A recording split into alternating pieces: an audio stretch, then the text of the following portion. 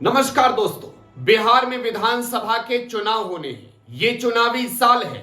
सत्ता पक्ष और विपक्ष के बीच लड़ाई अभी छिराही है। इन सब के बीच बिहार में चुनावी लड़ाई के बीच चुनाव आयोग की भी एंट्री हो गई है। चुनाव आयोग ने बिहार को लेकर एक ऐसा फैसला लिया है जिस पर बिहार में इस वक्त सियासी बवाल छिड़ा हुआ है। बिहार में विपक्ष की तमाम पार्टियां चुनाव आयोग के फैसले के खिलाफ है। बिहार में विपक्ष की पार्टियों को ऐसा लग रहा है कि चुनाव आयोग बिहार के गरीबों को मतदाता सूची से बाहर निकालने का काम कर रहा है। इन सब के बीच चुनाव आयोग का यह दावा है कि बिहार में जो फैसले लिए गए हैं उस पर काम भी चल रहा है। दोस्तों, चुनाव आयोग ने फैसला लिया कि बिहार में जो मतदाता सूची है उसका पुनर्निरीक्षण कराएंगे। ये 2025 का चुनावी साल है और चुनाव आयोग का यह दावा है कि इससे पूर्व जो मतदाता सूची का पुनर्निरीक्षण हुआ था वो वर्ष 2003 में हुआ था। मतलब 2003 से लेकर 2025 तक के बीच में चुनाव आयोग ने कभी भी मतदाता सूची का पुनर्निरीक्षण नहीं कराया और ऐसे में 2025 के चुनाव से ठीक पहले 25 जून से लेकर 26 जुलाई तक की तारीख निर्धारित की। इस तारीख के बीच जो है वो मतदाता सूची के पुनर्निरीक्षण करने का काम पूरा कर लेने का दावा किया गया। अब बिहार में जो मुख्य रूप से विपक्ष की पार्टियां हैं वो इस मसले पर चुनाव आयोग से सवाल पूछ रही है। विपक्ष की पार्टियों का यह दावा है कि चुनाव आयोग इस आंकड़े में गड़बड़ी करेगा। विपक्ष की पार्टियां ये कह रही है कि ये सब दिल्ली में बैठी केंद्र की सरकार करा रही है। सवाल ये कि आखिरकार टेंशन की बात है क्या? टेंशन की बात यह है कि मतदाता सूची में पुनर्निरीक्षण में जो दस्तावेज देने होंगे उसमें Aadhaar card, PAN card, driving licence ये सब वैलिड नहीं होगा। राशन कार्ड और मनरेगा वाला कार्ड भी वैलिड नहीं होगा। चुनाव आयोग ने जो दस्तावेज मांगे हैं उस पर भी घमासान मचा है। हम आपको सारी जानकारियां इसी रिपोर्ट में देंगे। इससे पहले आपको यह बताएं दोस्तों कि बिहार चुनाव को लेकर जिस तरीके से विपक्ष की पार्टियां आज की तारीख में चुनाव आयोग पर हमलावर है, चुनाव आयोग को भी चाहिए कि सामने आकर जवाब दे। चुनाव आयोग की ओर से हालांकि कोई भी ऐसा जवाब नहीं दिया जा रहा है जो विपक्ष के सवाल हैं।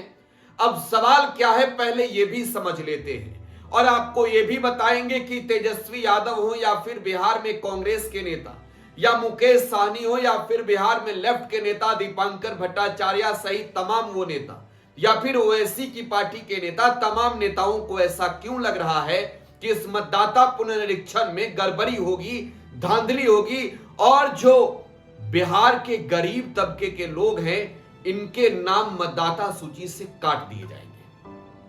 तो दोस्तों, अब बताते हैं आपको विस्तार से। दरअसल जैसे ही चुनाव आयोग ने यह फैसला लिया कि बिहार में मतदाता सूची का पुनर्निरीक्षण कराएंगे, तुरंत प्रतिक्रिया आई बिहार में आरजेडी के नेता व बिहार विधानसभा में नेता विरोधी दल तेजस्वी यादव की। हमारे पीछे इस वक्त तेजस्वी यादव के प्रेस कॉन्फ्रेंस की वो विजुअल्स भी चल रही है। ये विजुअल्स भी आप इस वक्त देख रहे हैं जो चुनाव आयोग के फैसले पर तेजस्वी यादव के आक्रामक तेवर वाले प्रेस कॉन्फ्रेंस है। तेजस्वी यादव ने इस प्रेस कॉन्फ्रेंस में कई सवाल पूछे। अब तेजस्वी यादव का कहना है कि क्या चुनाव आयोग ने यह फैसला लेने से पहले सर्वदलीय कमेटी की बैठक की? क्या चुनाव आयोग ने सभी दल के प्रतिनिधियों से इस पर कोई राय जानकारी ली? मतदाता पुनर्निरीक्षण में कम से कम साल 2 साल के समय लगेंगे। एक महीने के अंदर जो मतदाता सूची पर जानकारी दी जा रही है कि वो उसको पूरा कर लिया जाएगा पुनर्निरीक्षण का काम, या क्या ये संभव है? अब सवाल तेजस्वी यादव के आगे जो है वो इस समझिए। मतदाता सूची में पुनर्निरीक्षण के लिए बिहार से बाहर रह रहे लोग आखिरकार कैसे आएंगे? 1 महीने का समय है। सवाल यह है कि जो दूसरे प्रदेशों में नौकरी करने गए लोग हैं वो बिहार में आकर इतनी जल्दी समय में कैसे पुनर्निरीक्षण के कार्य में हिस्सा ले सकेंगे? कैसे वो तमाम दस्तावेज प्रस्तुत कर पाएंगे? सवाल यह भी है कि बिहार से जो पलायन हुई है, जो बिहार के लोग गए हैं दूसरे प्रदेशों में नौकरी करने के लिए, वो आएंगे या फिर नहीं ये तो वक्त बताएगा। क्या सरकार उन्हें लाने के लिए कोई ऐसा फैसला कर रही है? क्या चुनाव आयोग का ऐसा कुछ फैसला है? आगे की बात जो है वो समझिए। तेजस्वी यादव ने सबसे ज्यादा फोकस किया है कि बिहार के गरीब तबके के लोगों का नाम कट जाएगा। तेजस्वी यादव का यह कहना है कि बिहार के जो गरीब तबके के लोग हैं और चुनाव आयोग का जो डेडलाइन है, अगर इन दोनों को समझा जाए तो यह समझ में आएगा कि बिहार के गरीब तबके के लोगों को इस मतदाता सूची में जगह नहीं मिलेगी। इसके पीछे की वजह तेजस्वी यादव यह बताते हैं कि जो दस्तावेज प्रस्तुत करने की बात कही जा रही है, वो दस्तावेज बताइए वो कहां से लाएंगे? Aadhaar card, PAN card, ration card, MNREGA card, आप इन दस्तावेजों के तहत तो इस मतदाता सूची का पुनरीक्षण कर नहीं रहे हैं। अब आगे विस्तार से समझाएं इससे पहले अपने मोबाइल स्क्रीन पर यह फॉर्मेट देखिए। यह फॉर्मेट है इस मतदाता सूची के पुनरीक्षण में मांगे गए दस्तावेजों का, किस तरीके से पूरा वेरिफिकेशन का जो कार्य है वो पूरा होगा। इसमें सबसे पहले आपको जो है वो वर्तमान की तस्वीर मांगी गई है, फिर जन्म तिथि भी बतानी होगी। अगर वैकल्पिक तौर पर आधार कार्ड है तो उसकी संख्या इसमें दर्ज कर दें, मोबाइल नंबर भी लिखें, पिता या अभिभावक का जो है वो नाम लिखें, इपिक नंबर अगर मतदाता सूची का उपलब्ध है तो उसे लिखें, यहां माता का भी नाम लिखें और माता का भी इपिक नंबर लिखें, जीवन साथी का नाम लिखें और जीवन साथी का भी इपिक नाम लिखें। लेकिन आगे इस पर गौर करके पढ़िएगा। आगे लिखा गया है जो घोषणा, उसमें लिखा गया है कि मैं अपने सर्वोत्तम ज्ञान और विश्वास से घोषणा करता हूं कि पहला बिंदु जो है, मैं 18 वर्ष से अधिक का हूं, उपरोक्त पते का साधारण निवासी हूं, भारत का नागरिक हूं। और इसमें लिखा गया है चिन्हित भी करने का। नीचे वाली लाइन पर गौर कीजिएगा, मेरा जन्म भारत में 1/7/1987 के पूर्व हुआ था। मैं 3 कॉलम बता रहा हूं, तीनों को सुनिएगा। अब नीचे लिखा गया है कि अपने जन्म तिथि और या अपने जन्म स्थान को प्रमाणित करने के लिए नीचे दी गई सूची में से कोई दस्तावेज उपलब्ध कराएं। सूची पर भी आएंगे हम। फिर लिखा गया है दूसरे कॉलम में कि मेरा जन्म भारत में 1/7/1987 से 2/12/2024 के बीच हुआ है, 2 दिसंबर 2024 के बीच। अब यहां पर जो दस्तावेज मांगे गए हैं उसमें अपने जन्म तिथि या जन्म प्रमाण पत्र को प्रमाणित करने के लिए जो नीचे दस्तावेज दी गई है वो तो दे ही। आगे लिखा गया है कि पिता या माता की जन्म तिथि या जन्म स्थान प्रमाणित करने के लिए भी नीचे दी गई सूची में से कोई दस्तावेज उपलब्ध कराएं। अब 2004 के बाद वाले के लिए समझिए। चुनाव आयोग अपने घोषणा में लिखवाता है कि मेरा जन्म भारत में 2 दिसंबर 2004 के बाद हुआ है।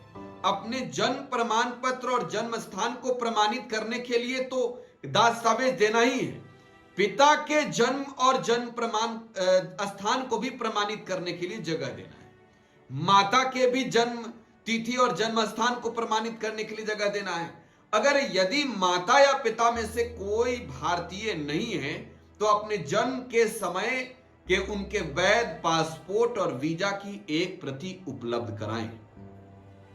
देखिए आगे लिखा गया है कि मेरा जन्म भारत से बाहर हुआ है। अगर बाहर में जन्म हुआ है तो मैंने पंजीकरण नागरिकरण द्वारा भारतीय नागरिकता प्राप्त की है।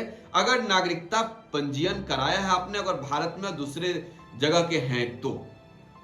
अब नीचे लिखा है कि मैंने किसी अन्य देश की नागरिकता प्राप्त नहीं की है। मैं निर्वाचन नामावली में नाम शामिल कराने के लिए आवेदन कर रहा हूं और मेरा नाम किसी अन्य विधानसभा या निर्वाचन क्षेत्र संसदीय क्षेत्र में शामिल नहीं है। मुझे ज्ञान है कि इस आवेदन के संबंध में ऐसा उपरोक्त कथन या घोषणा करना जो मिथ्या है, जिसके मिथ्या होने पर मुझे ज्ञान और विश्वास है, जिसके सत्य होने में विश्वास नहीं करता हूं। लोक प्रतिनिधित्व अधिनियम 1950 की धारा 31 के अधीन कारावास से जिसकी अवधि 1 से 1 वर्ष तक की हो सकेगी या जुर्माना या दोनों दंडनीय अपराध होगा। अब आप टोटल दस्तावेज तो प्रस्तुत करेंगे। दस्तावेज में क्या क्या नीचे पढ़िए।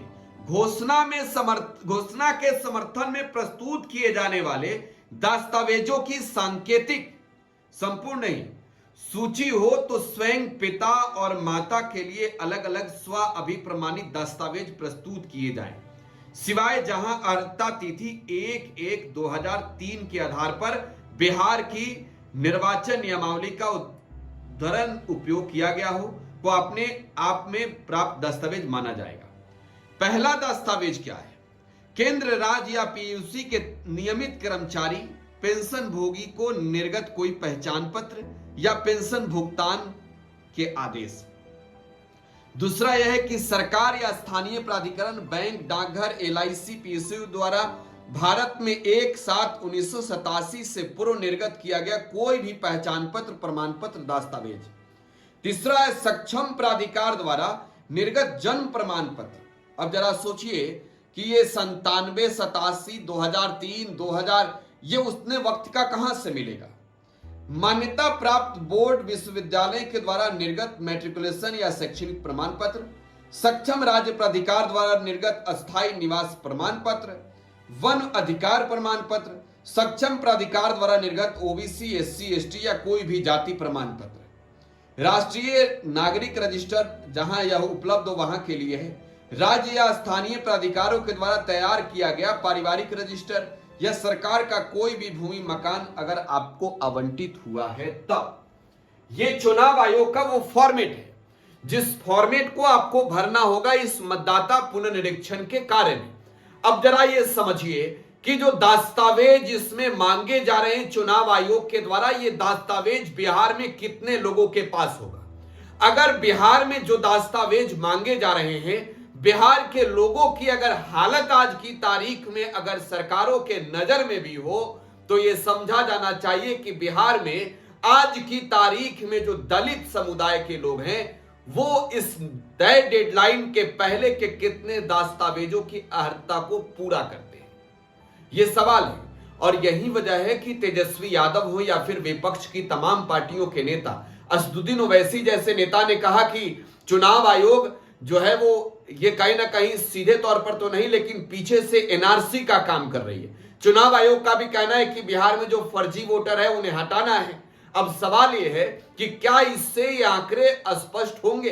क्या ये इससे माना जाएगा इतने दस्तावेजों को प्रस्तुत करने के लिए? अगर जिनके पास दस्तावेज नहीं है वो बिहार के हैं, भारतीय हैं, वोटर हैं, तो उन्हें वोट देने का अधिकार नहीं दिया जाएगा।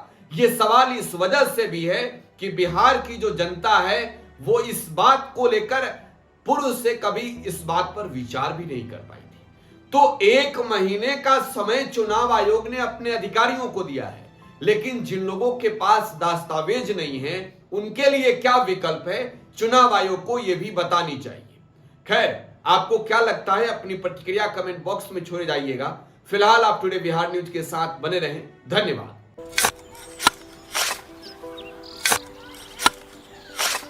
नई का साल मुबारक हो चाचा। हाँ मुबारक। जब तक की सरकार बा तब तक नया साल मुबारक। का बात करत बाड़? बात ई बा, साल चाहे नया होके दिन चाहे, हमार जिंदगी में तो बस दुख है, दुख बा। बाढ़ के समस्या 10 का 10 बा। फसल बर्बाद हो जाला या ऑन पॉन बिक जाला, ना कोई उपाय बा ना कोई राहत। बात तो सच बा चाचा। फिर से बाहर जाए के सोचे के पड़ रहे कि सरकार से कुछ ना हुई। कबू कबू तो लागेला हमरे मजदूरन की जिंदगी में कोनो नया साल सच में मुबारक हुई। नया साल तो तब मुबारक हुई जब नई सरकार आई। बात तो सही बा चाचा। नया साल, नई सरकार, नया संकल्प, नया बिहार।